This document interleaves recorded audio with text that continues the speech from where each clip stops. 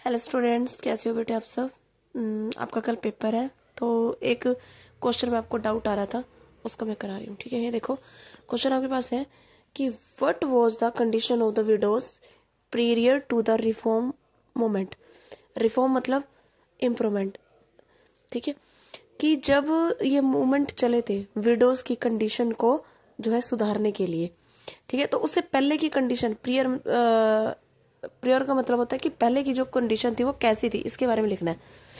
Before the reform movement, जब सुधार वाले जो मूवमेंट चल रहे थे, हमारे आंदोलन चल रहे थे, the widows were in the pitiable condition. Pitiable होती है, पिटिबल का मतलब आप बोल सकते बहुत ही दयनीय बोलते हैं, बहुत ही खराब, एकदम बिल्कुल डिस्ट्रॉय टाइप, मतलब लाइफ है बट किसी काम की नहीं है, इस टाइप से रखती थी वो।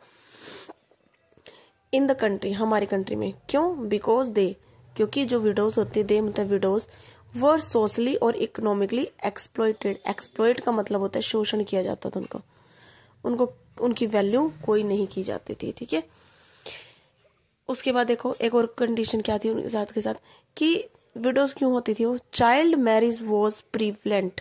प्रीवलेंट का मतलब होता है पॉपुलर। उस टाइम पे क्या होता था, छोटे ही बच्चों की मैरिज कर दी जाती थी इन इंडिया। कहाँ पे? इंडिया में।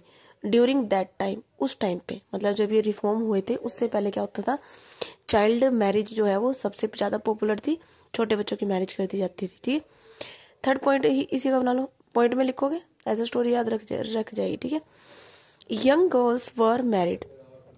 ठीक है, यंग जो गर्ल्स होती थी उनकी शादी जो होती थी to the man much older than their age. वो उस एज के लड़के से उसकी शादी नहीं होती थी, उसकी एज से काफी बड़े से उसकी शादी होती थी। तो जाहिर सी बात है कि एक एज लिमिट होती है ना हर चीज की, हर एक पर्सन की एक एज लिमिट मान के चलते हैं। ठीक है, अब एज से डबल से अगर वो मैरिज करें तो जाहिर सी बात है वो तो पहले मर जाएंगे ना, तो विडोज वो होंगी। ठीक है, इसमें उन लड़कियों की गलती थोड़ी ना थी। ठीक है, अगर ये चीज ना होती तो वो विडोज क्यों होती। ठीक है, एक बार और बता देती हूँ कि रिफॉर्म जब हुए थे उससे पहले उनकी कंडीशन बहुत बुरी थी इंडिया में।